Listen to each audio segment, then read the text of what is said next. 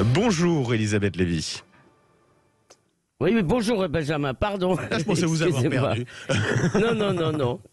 Bon, le ministre... J'avais la tête ailleurs. Mais oui, c'est ça. Vous rêviez de Nintendo, c'est ça, d'un petit cadeau de Noël. Voilà, c'est ça. J'imagine. Bon, Elisabeth, le ministre Olivier Klein a réquisitionné le château de Grignon dans les Yvelines pour y installer des sans-abri qui sont tous des migrants, c'est ça ? Oui, c'est ça. Alors, c'est le ministre du Logement, j'aurais dû le préciser. C'est presque une parabole, cette histoire.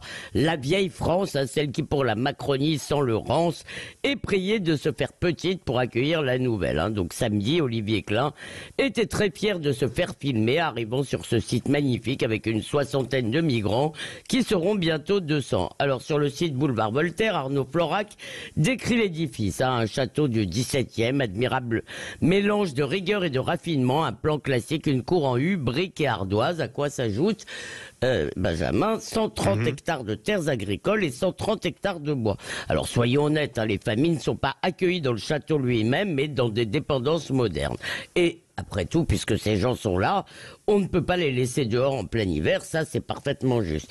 Mais dès lors que nous ne contrôlons plus nos frontières, est-ce qu'il faudra bientôt ouvrir les domaines de Versailles ou Chambord pour que les nouveaux venus aient un toit sur la tête? Et en plus, est-ce que les migrants sont les seuls sans-abri qui méritent la sollicitude du ministre du Logement? Alors, vous voulez ajouter d'ailleurs, Elisabeth, que ce n'est pas le seul scandale qui concerne ce château?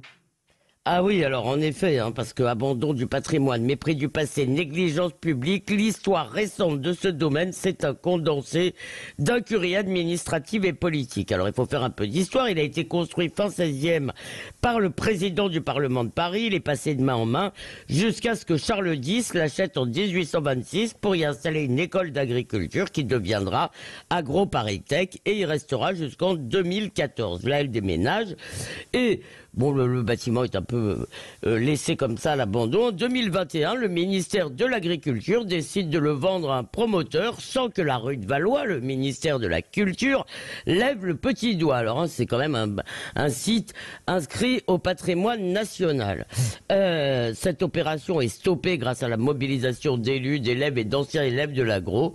Mais en juin dernier, en juin 2022, son mobilier est bradé par les domaines au cours d'une vente aux enchères confidentielle qui s'est passée en ligne, qui a été pas du tout annoncée et qui a été organisée vraiment de briques et de broc, si on peut dire.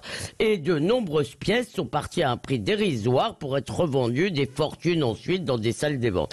Un ensemble de sièges notamment qui a été signé par Jean-Baptiste Séné, qui était menuisier pour la couronne sous Louis XVI, est acheté par un amateur anglais de mobilier français. Aujourd'hui, le mobilier national, c'est l'institution qui gère ses possessions de l'État, tente de trouver un accord avec ce propriétaire anglais pour exposer ses meubles à Paris. Alors peut-être que à la fin des fins, l'État finira par racheter ces meubles qui appartiennent à tous les Français et qu'on n'aurait jamais dû vendre. Et le plus grand scandale, cher Benjamin, c'est qu'à l'exception de quelques connaisseurs et du patron du mobilier national qu'il faut saluer, eh bien, tout le monde s'en fiche. Et ben voilà, en tout cas, vous étiez là pour en parler, Elisabeth Lévy sans interdit. Merci, on vous retrouve bien sûr tout à l'heure dans les grands débats du matin. Ce sera d'ici une trentaine de minutes maintenant. À tout à l'heure, Elisabeth.